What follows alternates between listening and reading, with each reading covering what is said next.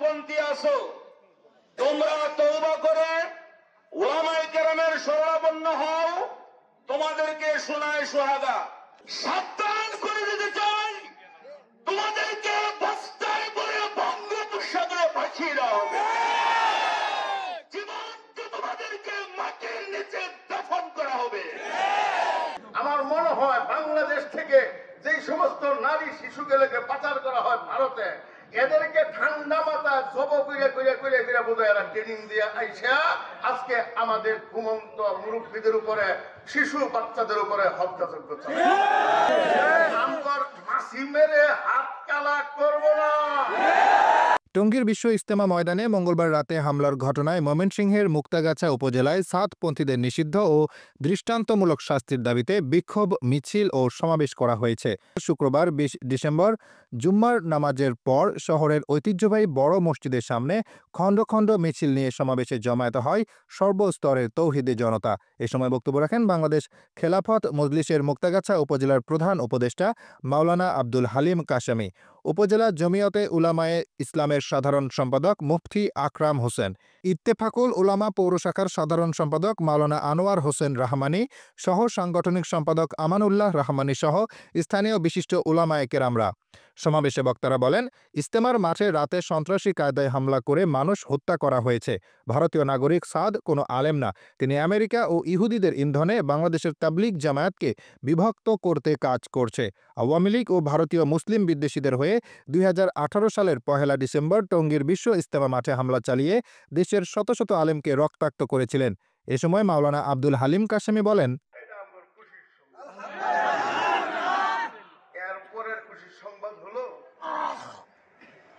আমাকে থানা থেকে মোবাইল করা হয়েছে এবং আমার ভাই বিএসপির উনিও মোবাইল করছেন যে ইডি তো হুজুর অহন শেষই।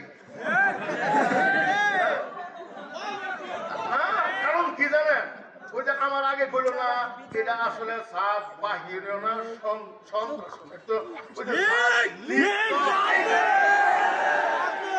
এরপরে আরো একটা কথা, আমাদের প্রশাসন যেহেতু 100% আমার দেশের পক্ষে, ইসলামের পক্ষে, আলেম আমাদের পক্ষে, আমাদের কোনো উত্তেজনার দরকার নাই। তারা যদি উল্টা পাল্টা করতে চায়, জোর দেখায়, আমরা থানায় সংবাদ আমরা মাসি মেরে হাত কালা করব না। ভারত ঘোষণা করবে ওদিন আমরা হাত চালাবো। আমাদের জন্য থানা যথেষ্ট। যদি থানা থেকে তারা বলে অপারক, তখন আমরা পারক হব। আমার ভাইরা, বড় মসজিদ, এরপরে নবাবী মসজিদ, সুবাই বাগান, শিমুলতলি, নতুন বাজার, দরগা, এইটা নাম খোয়া লাগবে না, এখন থেকে নিষিদ্ধ। কথা বুঝে আসলো? আরেকটা কথা, ওরা উস্কানিমূলক অনেক কথা বলতে পারে, এটা আপনারা জানেন না। মানে আমাদের মুরব্বীরা যে শান্তভাবে কাজ করতেছেন, কেন সরকারের উপরে অনেক চাপ আছে, এটা কিন্তু আমরা চিন্তা করতে হবে। সরকারের উপর অনেক চাপ, পুলিশ বাহিনীর উপরে অনেক চাপ, এবং আমাদের নেতৃত্ব স্থানীয় ওনাদের উপরে অনেক চাপ। কেন আজকে সাত বাহিনীদেরকে ওরা যেরকম ভাবে হত্যাযজ্ঞ চালাইছে ঘুমের মধ্যে, আমরা এই কাম করলে আমরা হবে না। এটা মানবতার বিরোধী কাম।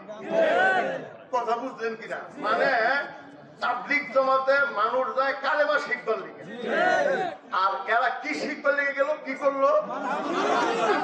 এখানে আরেকটা কথা ভালো করে শুনেন।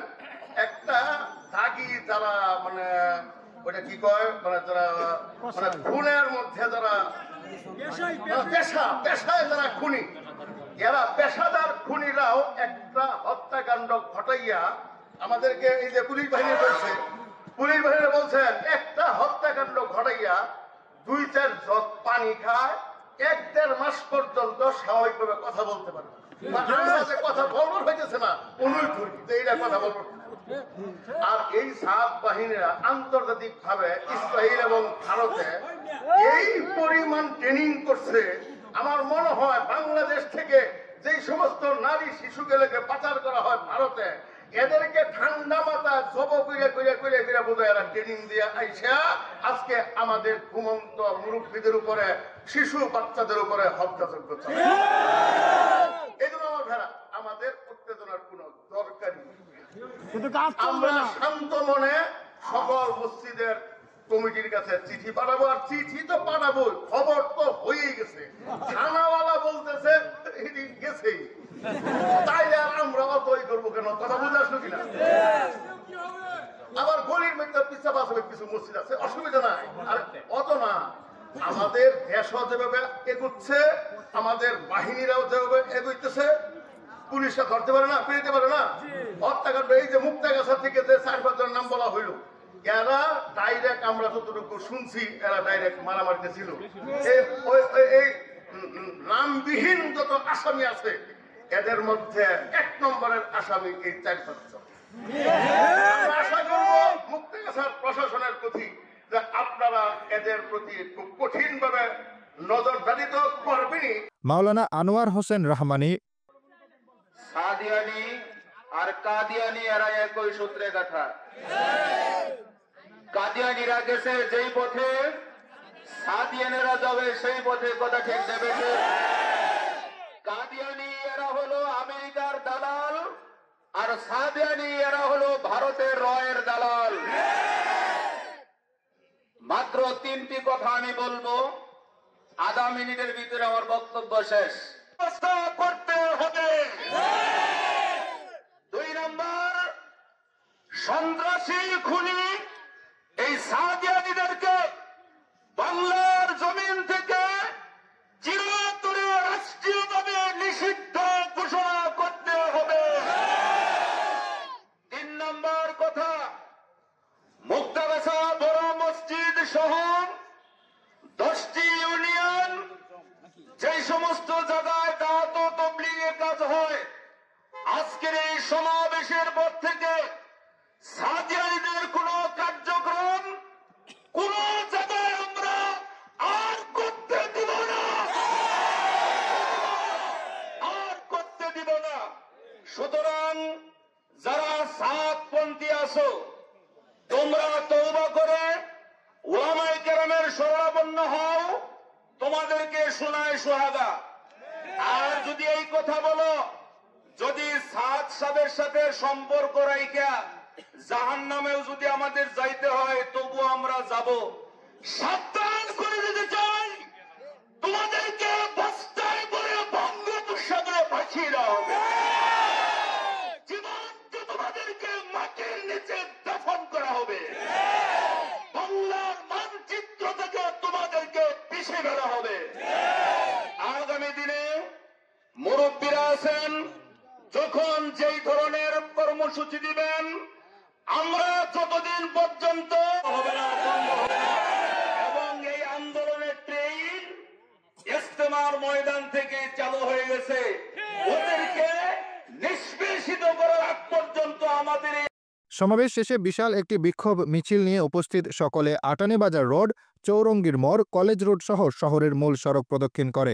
তাওহীদি জনতা মুক্তাগাছা উপজেলা শাখার ব্যানারে এই দাবি ও মিছিল করেন তারা।